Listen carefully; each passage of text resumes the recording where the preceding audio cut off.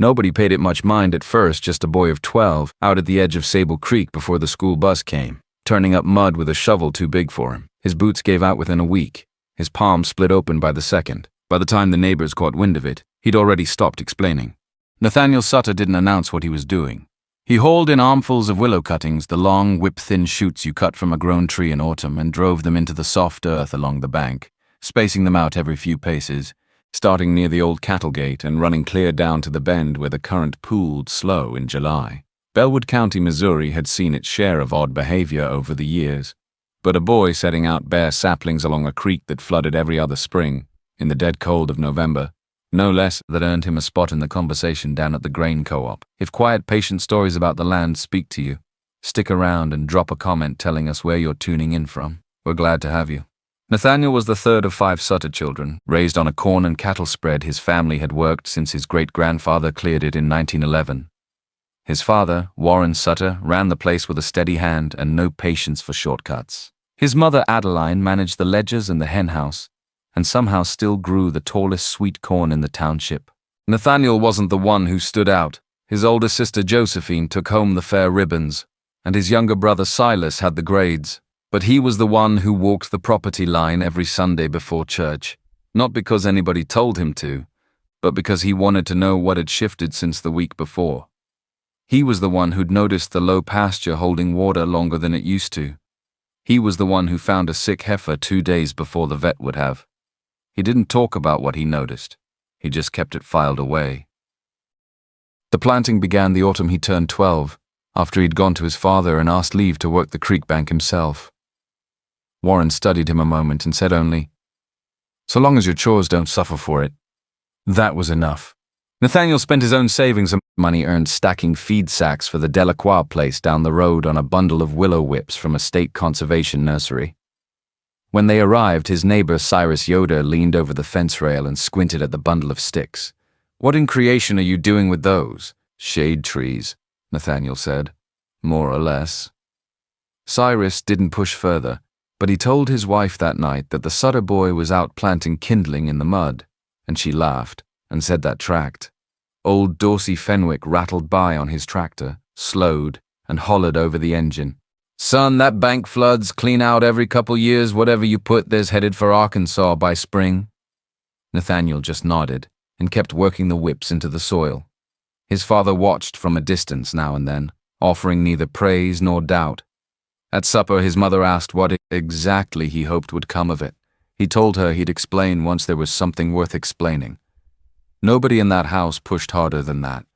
What none of them knew, not even Warren, was where the idea had come from. The summer before, during a 2-week stay with his grandfather, Otis Marsh, out in Franklin County, something had stuck with him. Otis had spent 3 decades as a soil conservation technician, the kind of man who'd walked more ruined creek banks than most people walk sidewalks. 76 now, mostly retired, but nothing dulled about him. One evening, they'd stood together at the edge of a neighbor's washed-out bank, the sort of erosion that looks gnawed rather than eroded.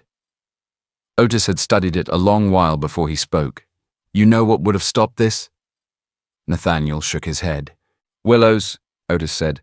"Set close along the bank, give them 2 seasons, maybe 3. Their roots run deeper than folks expect. They knit right into the ground, hold the whole structure together from underneath. Water can shove and pull all at once, but roots like that don't let go easy.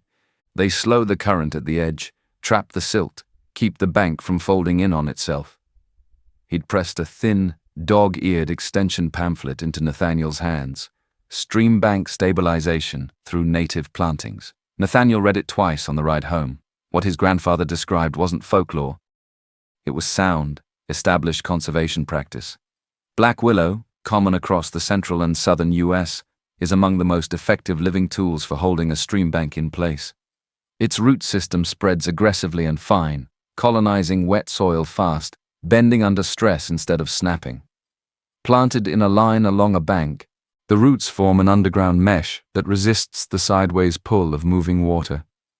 Nathaniel hadn't understood it as science exactly. He understood it the way a boy who walks fence lines understands most things, as something that would matter eventually. That first winter nearly finished the project before it started. A hard freeze in January killed off 1/3 of the whips outright. Cattle broke through a gap in his makeshift fencing and flattened another dozen before he found the damage. He mended the fence and replanted with fresh cuttings rooted all winter in buckets of creek water kept in the barn. Come May, aphids tore through the new shoots. He saved what he could and lost the rest. Dorsey Fenwick passed again that summer, eyed the thin, patchy row of saplings, and shook his head. Might as well have stuck broom handles in the mud, he said, not unkindly. There were stretches where Nathaniel wondered if Dorsey had a point. What survived the freeze grew slow and spindly. A late dry spell dropped the creek low, and the exposed bank split in the heat. 2 saplings near the bend simply gave out. He pulled them, replanted deeper, and packed the soil tight around each one with his boot heel. His brother Silas watched him one afternoon and said, "They're just trees, Nate. The creek does what it wants." Nathaniel didn't answer. He kept packing dirt. The second year turned things around. The willows that made it through winter put down real roots, and by midsummer you could trace a rough green line along Sable Creek, leaves trailing in the current whenever the water ran high. Still, most of the county paid it no attention at all. The summer Nathaniel turned 14 was among the driest anyone remembered. It rained 11 days straight that October. Not violent, just relentless, the kind that soaks the ground until it can't take another drop. Old Ezra Poe, who farmed the low ground 2 miles downstream, told Warren Sutter at the co-op that the creek was running higher than he'd seen since '91. Warren went home and checked his own banks that evening. Deep, fast, the color of coffee. The wildlife had been acting strange all week. The herons that nested along the water had shifted their feeding grounds uphill 3 days before the worst hit. Nathaniel had noticed. He hadn't mentioned it to anyone, but he'd walked the willow line twice the day before the rain peaked, pressing his palm flat against each trunk, feeling the roots strain tight beneath the soil like cable under load. The county issued a flood advisory that afternoon. Warren tacked the notice to the barn door. The family ate supper in near silence, listening to rain hammer the tin roof. It broke loose on a Thursday night.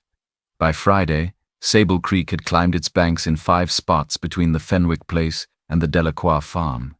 Dorsey Fenwick lost nearly 70 feet of pasture on his north side, a raw, ragged new edge where fence line used to run. Topsoil sheeted off in brown ribbons. 3 stretches of Delacroix fencing were torn out entirely, wire and posts snarled a 1/4 mile downstream. The low county road stayed underwater until Sunday. Ezra Poe lost most of a hay meadow he'd spent over a decade building up rich, loose soil the water simply carried off. He stood at what was left of it Friday afternoon, hands in his pockets, and didn't say a word for a long while. On the Sutter land, though, Sable Creek had mostly held to its channel. Not untouched water pushed into the low edge of the south pasture, but the bank itself, the stretch Nathaniel had worked for 2 years, stayed put.